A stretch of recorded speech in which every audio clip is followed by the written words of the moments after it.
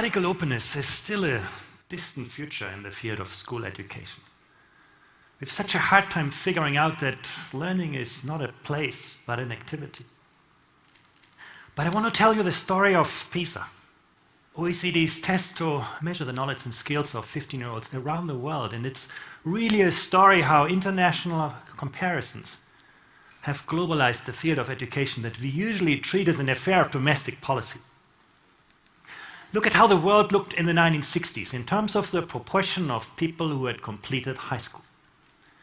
You can see the United States ahead of everyone else.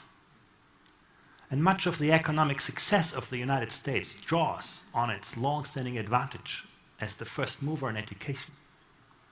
But in the 1970s, some countries caught up. In the 1980s, the global expansion of the talent pool continued. And the world didn't stop in the 1990s. So in the 60s, the US was first. In the 90s, it was 13th. And not because standards had fallen, but because they had risen so much faster elsewhere. Korea shows you what's possible in education. 2 generations ago, Korea had the standard of living of Afghanistan today and was one of the lowest education performers. Today, every young Korean finishes high school. So this tells us that in a global economy, it is no longer national improvement that's the benchmark for success, but the best performing education systems internationally. The trouble is that measuring how much time people spend in school or what degree they have got is not always a good way of seeing what they can actually do. Look at the toxic mix of unemployed graduates on our streets, why employers say they cannot find the people with the skills they need. And that tells you that better degrees don't automatically translate into better skills and better jobs and better lives. So with PISA, we try to change this by measuring the knowledge and skills of people directly. And we took a very special angle to this. We were less interested whether students can simply reproduce what they've learned in school, but we wanted to test whether they can extrapolate from what they know and apply their knowledge in novel situations. Now, some people have criticized us for this. They say, you know, such a way of measuring outcomes is terribly unfair to people because we test students with problems they haven't seen before. But if you take that logic, you know, you should consider life unfair because the test of truth in life is not whether we can remember what we learn in school, but whether we are prepared for change, whether we are prepared for jobs that haven't been created, to use technologies that haven't been invented, to solve problems we just can't anticipate today.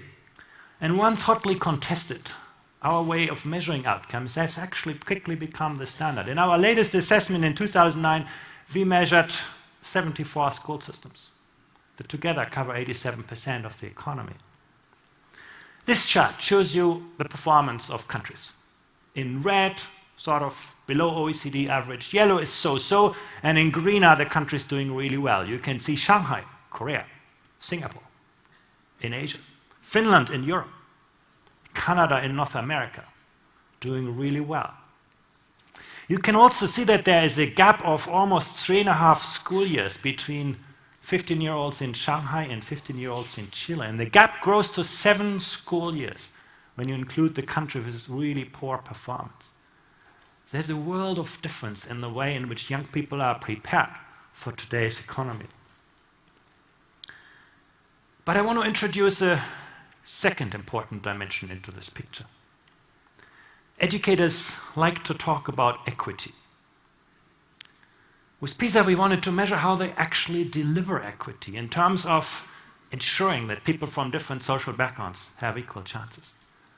And we see that in some countries, the impact of social background on learning outcomes is very, very strong. Opportunities are unequally distributed. A lot of potential of young children is wasted. We see in other countries that it matters much less into which social context you're born. We all want to be there in the upper right quadrant where performance is strong and learning opportunities are equally distributed.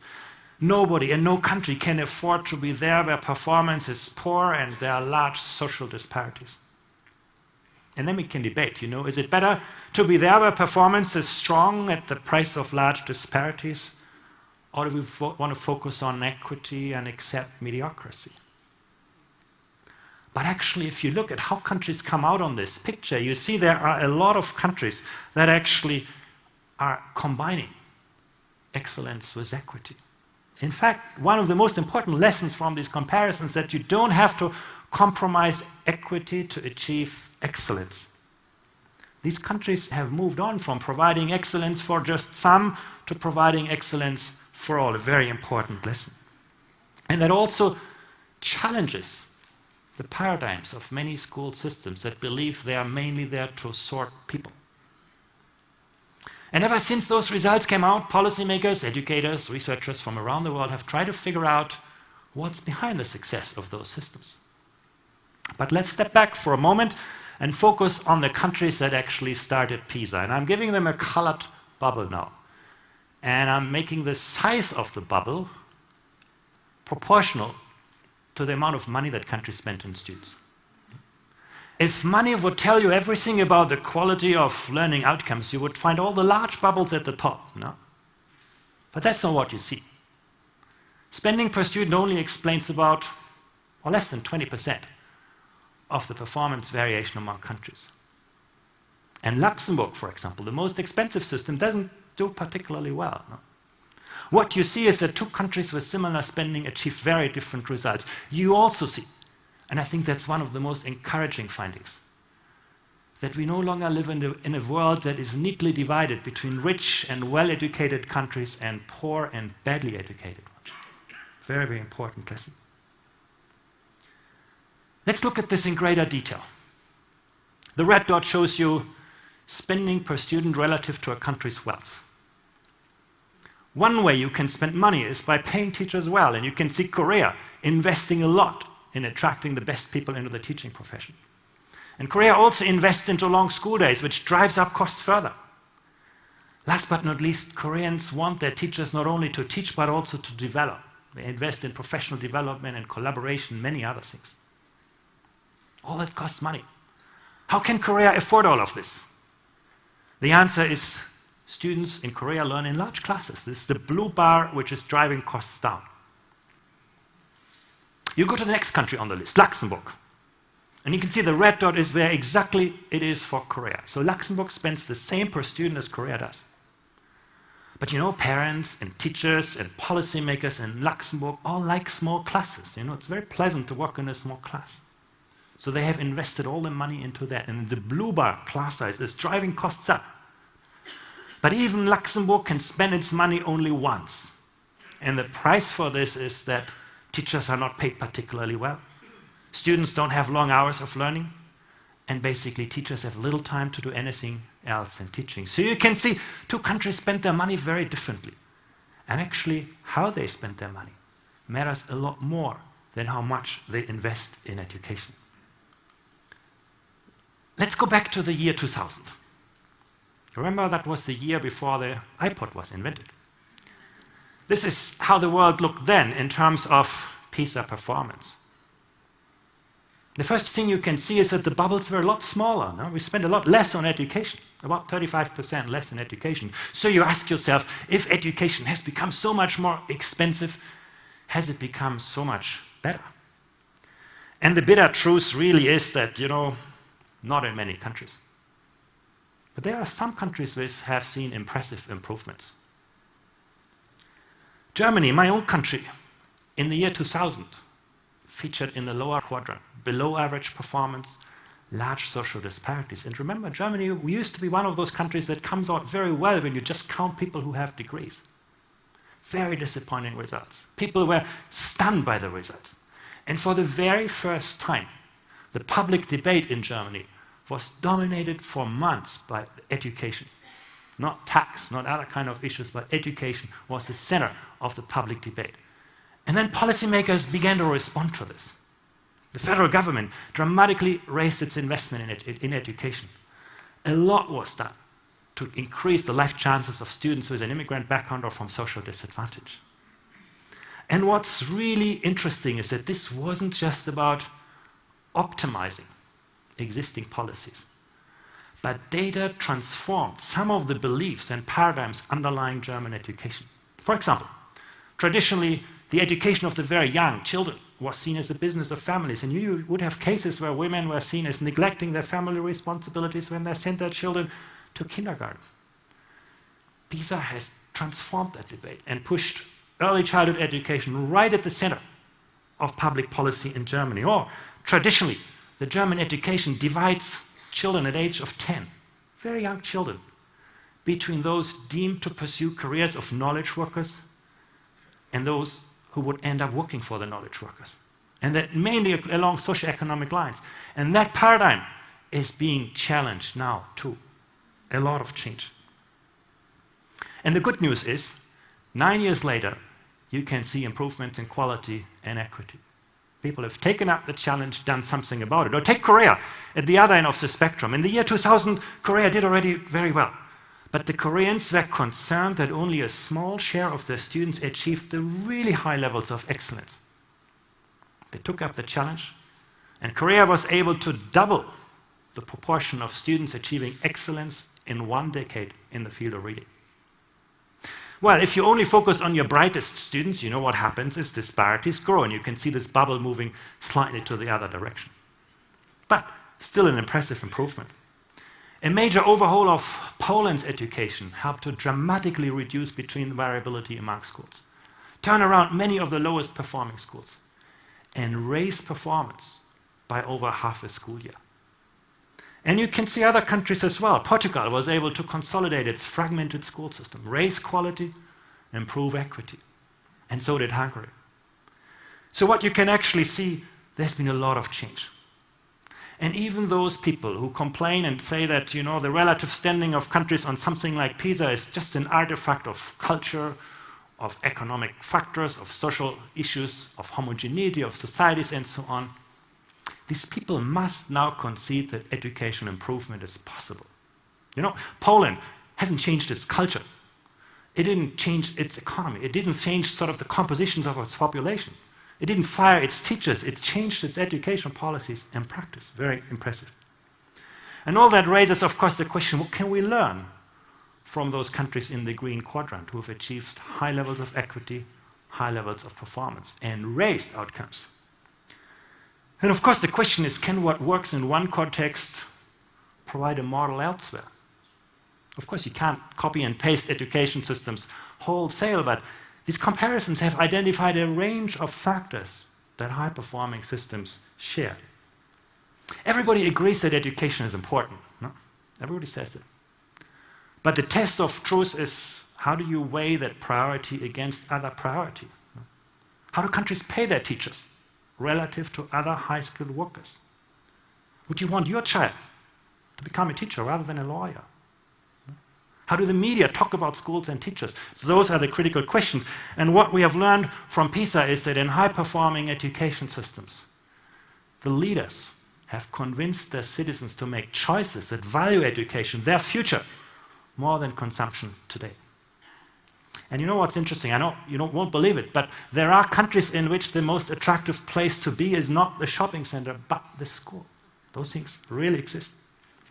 But placing a high value on education is just part of the picture. The other part is the belief that all children are capable of success.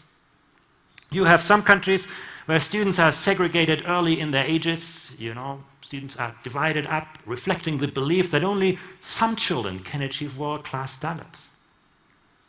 But usually that is linked to very strong social disparities. If you go to Japan, in Asia, or Finland in Europe, parents and teachers in those countries expect every student to succeed. And you can see that actually mirrored in student behavior. When we asked students what counts for success in mathematics, students in North America would typically tell us, you know, it's all about talent. If I'm not born as a genius in math, I better study something else. 9 out of 10 Japanese students say that it depends on my own investment, on my own effort. And that tells you a lot about the system that is around them. In the past, different students were taught in similar ways. High performers on PISA embrace diversity with differentiated pedagogical practices. They realize that ordinary students have extraordinary talents, and they personalize learning opportunities. High-performing systems also share clear and ambitious standards across the entire spectrum. Every student knows what matters. Every student knows what's required to be successful. And nowhere does the quality of an education system exceed the quality of its teachers.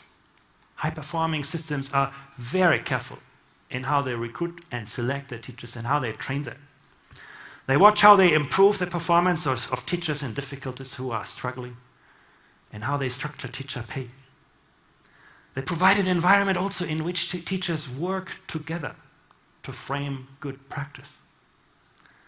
And they provide intelligent pathways for teachers to grow in their careers. In bureaucratic school systems, teachers are often left alone in classrooms with a lot of prescription of what they should be teaching. High-performing systems are very clear what good performance is. They set very ambitious standards, but then they enable their teachers to figure out, what do I need to teach to my students today? The past was about delivered wisdom in education. Now the challenge is to enable user-generated wisdom. High performers have moved on from professional or from administrative forms of accountability and control, sort of how do you check whether people do what they're supposed to do in education, to professional forms of work organization. They enable their teachers to make innovations in pedagogy. They provide them with the kind of development they need to develop stronger pedagogical practices. The goal of the past was standardization and compliance. High-performing systems have made teachers and school principals inventive. In the past, the policy focus was on outcomes, on provision. The high-performing systems help teachers and school principals to look outwards to the next teacher, the next school around their lives.